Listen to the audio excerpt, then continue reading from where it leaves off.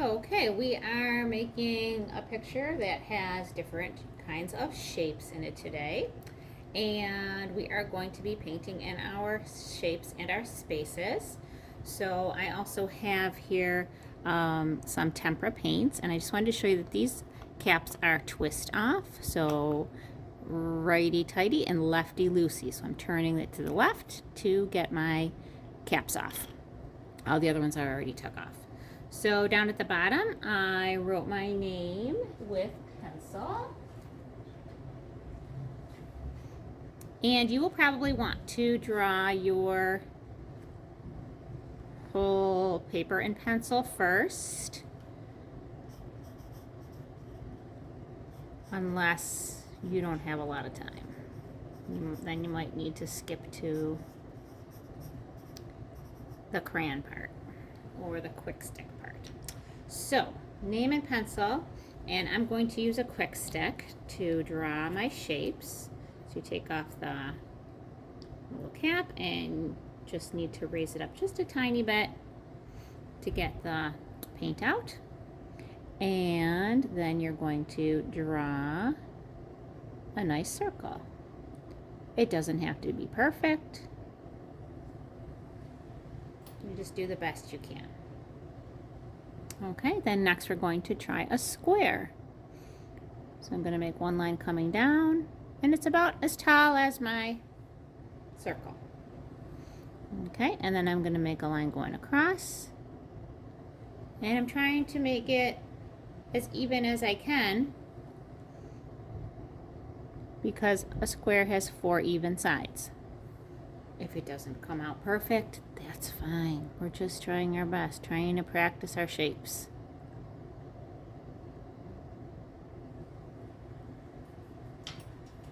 Okay, you could also do this with a black crayon.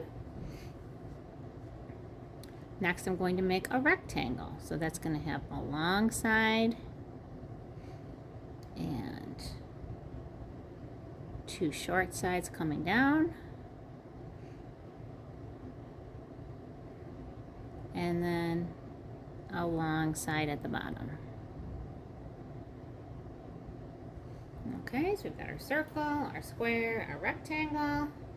And again, we're trying to make them pretty big on our paper because we have a lot of space here. And then a triangle. So a triangle has a slanted line and a slanted line. Almost like making a capital letter A or an arrow pointing up. 2 diagonal or slanted lines, and then you're going to connect them straight across at the bottom. And then our last shape is an oval. And some friends say, I can't do an oval. Easy way to make an oval. You're going to make a letter U. Go down, curve over, curve up. Letter U. Okay, and then we're just gonna curve it up at the top. Up and back down. And there we go. Now we have an oval. I'm just gonna go over mine just a little bit here. Okay, if you did yours with crayon, you'll probably want to trace over it a few times so that your lines are nice and dark and thick. And sometimes that also helps to even out your shapes. Okay. After that, we're ready for painting. So we're using our regular tempera paints. Gonna get my brush out of the cup. Remember, no tapping. We never want to hear that tapping noise. Take your brush out of the cup and move your brush gently along the inside to get the extra water off. Then I can choose my paint color. So you can paint inside your shapes whatever color you would like. Now notice I'm not getting the blue paint all the way up here to the silver part of my brush. I just need to get a little bit on the end of my brush. And then I can spread that out. I'm going to clean out my brush really well so that I can switch colors. So I'm just tapping it on the bottom of my paint cup. And then I move it gently along the inside of my paint cup to get the extra water off. Okay, I'm going to use some green for my next shape. Just a little bit of paint. And then cleaning out my brush really well. Moving along the inside of the cup. And now I'm going to get orange. So you can paint inside your shape whatever color you want. We're not mixing colors for this project. I know sometimes we like to mix, but not for this one. Just one color in each space. Cleaning out my brush. Always cleaning out my brush before I get another color.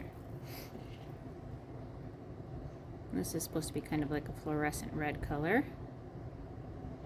A little bit of paint on my brush and spreading it out. If I go outside my lines a little bit, it's not a big deal. I'm just trying to stay in the lines as best I can. Cleaning out. And I'm going to go to the pink. And paint inside my oval. Okay, and then my last color I still have is my yellow. A little bit of yellow on my brush and spreading that out on my background space and my space in between the shapes. Now, when I paint, I'm pulling my brush. Now, I'm right-handed, so I'm pulling my brush to the right. If you're left-handed, you might want to pull your brush to the left. Okay, what I don't want to see is just smushing your paintbrush down like this and then pushing it around and dragging it all over your paper. Because what does that do to the brush? It's not good for the paintbrush. We want to take good care of our paintbrushes. So those hairs on the paintbrush should stay together nicely. Okay, and they will if you just use the end of your brush and you pick up your brush in between painting the lines. Okay, so if I keep all those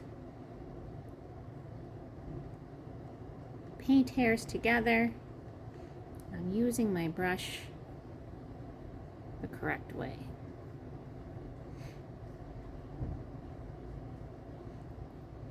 So it kind of looks like the paint is sort of dragging behind the paintbrush. So whatever direction the paintbrush is going, the paint is behind it.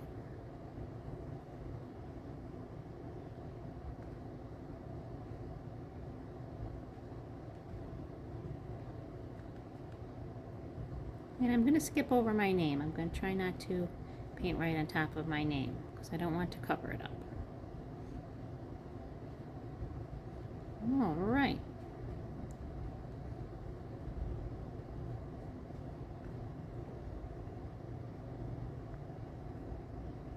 So there are a lot of abstract artists that use shapes in their artwork. One might be Sonia Delaney. You can find a lot of circles, especially in her paintings. Also, Kandinsky's Improvisation 31. There's some shapes in there. So the shapes are created from the lines when they connect back into themselves, or overlap each other. All right, and good luck with your art.